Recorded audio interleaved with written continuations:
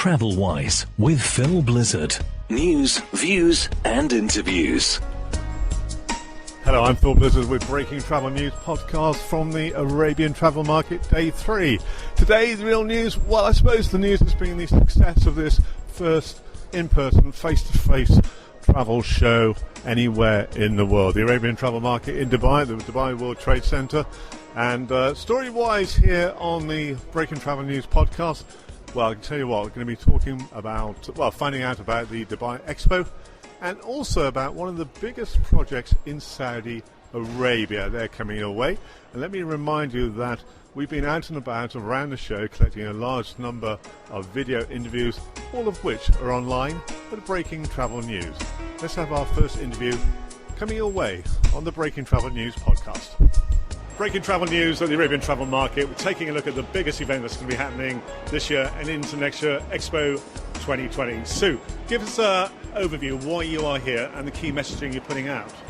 Thank you, Phil. I mean, we are at ATM because this is the year of Expo. We open our doors in less than 4 months on the 1st of October, and we are here to engage with the travel industry. Collectively, we've been through a lot of pain in the past year with travel restrictions and so on. But with the world opening up and vaccination coming through, we've had huge interest from the travel industry. In fact, we've just signed up to 2,515 authorized ticket resellers across 60 markets, which shows phenomenal demand for Expo. 60 markets, that must be the entire world. So quite a few things to talk about. Give us a quick update of where things are at the moment.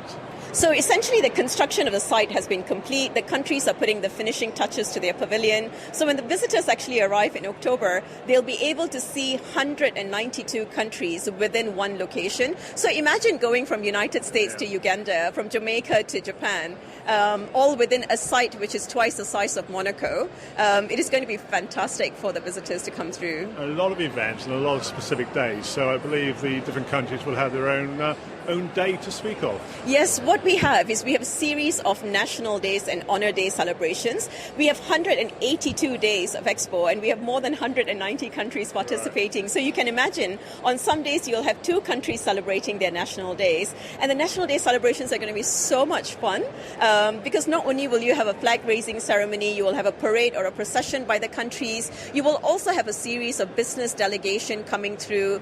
So it is going to be really the time. Imagine coming and celebrating Brazil's National Day, or on St. Patrick's Day celebrating Ireland's National Day. It is just going to be, I think, not only is it going to be informative, it's also going to be highly entertaining. It's going to be entertaining, flamboyant, and I was going to say a little bit wild, but very flamboyant, perhaps a better phrase. So when we come to entertainment, you're saying 6 months of entertainment, what can we expect in terms of names? When will you be making announcements to those names who will be booked to attend? Yes, so there are up to 60 live events a day. So you can imagine everything from music festivals to art shows to comedy festivals to any kind of cultural shows and heritage shows will be happening.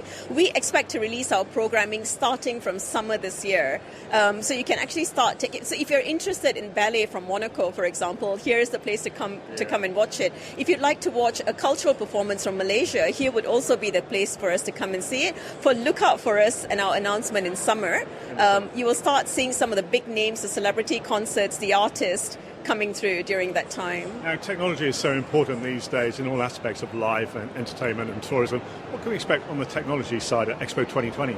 Well, Expo's USPs have traditionally been a place where countries come and show forward technology. A very cute example that I always like to share is I got my mobile phone 15 years ago, but the mobile phone was revealed at the World Expo in Osaka in 1970 and I wasn't even born. So imagine coming to the Expo and to be able to see robots performing surgery, robots playing Beethoven. You'll be able to see drone waiters serving you your food.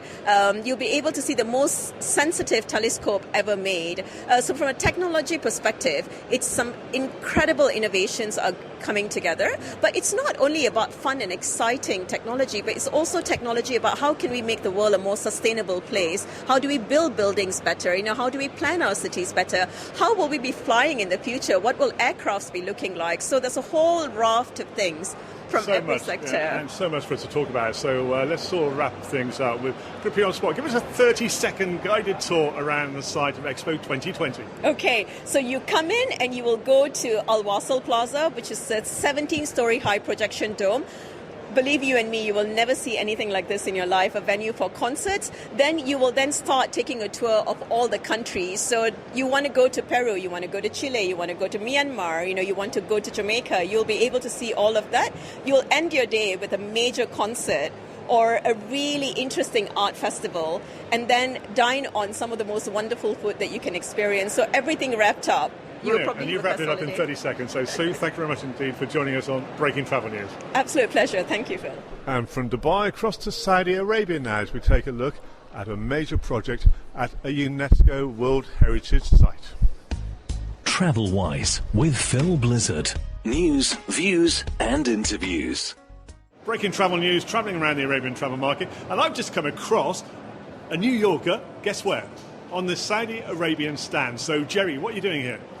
Well, after 50 years in tourism, good to see you, Phil. Thank you for the great work you do for our industry.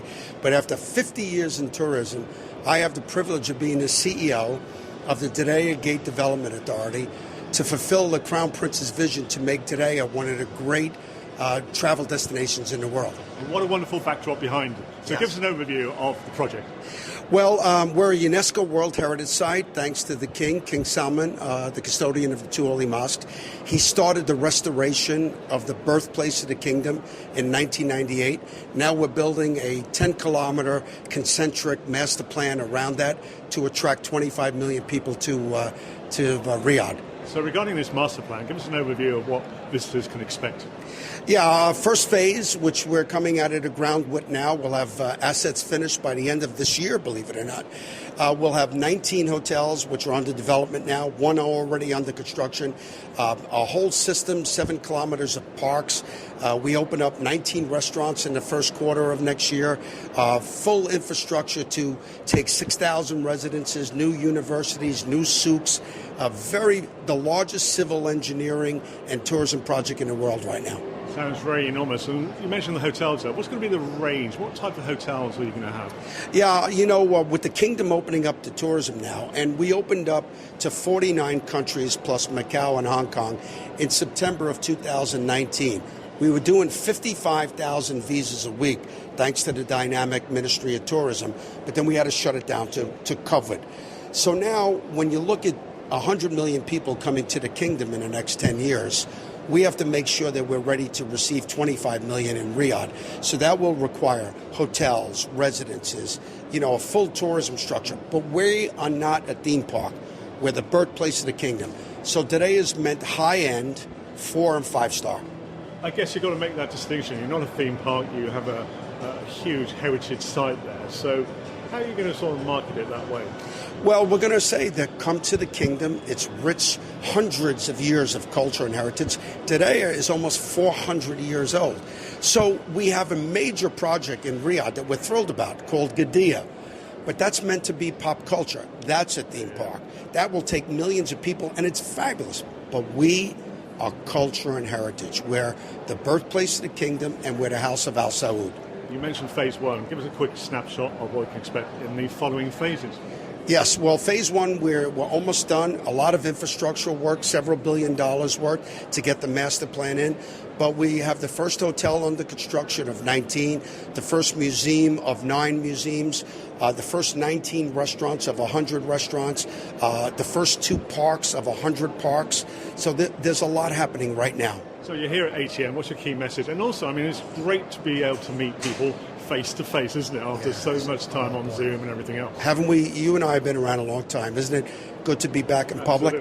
ATM is the big one. So here, come visit us. The kingdom is welcoming. Come visit the birthplace of the kingdom. As we say, only one Diriyah. Okay. One notable thing today, I believe that the kingdom has opened up for people from Saudi Arabia to travel out. So, neighbouring Bahrain is going to be happy with that. Yes, and we've always wanted it. We've always wanted Saudis to travel. They're some of the greatest travelers in the world, and for people to come in. But we've had to be very protective because of COVID. And now we're starting to get on top of it, all the good news with the vaccines. So we're encouraged. Jerry, thanks very much for your time. Great talking to you. And I look forward to talking to you on location in Saudi. You are most welcome. Only one Diriyah. Come visit us. Fascinating insight there from Jerry. I'm Phil Blizzard with the Breaking Travel News podcast, and just reminded that our interviews, our video interviews, are online at breakingtravelnews.com. Travel Wise with Phil Blizzard. News, views, and interviews.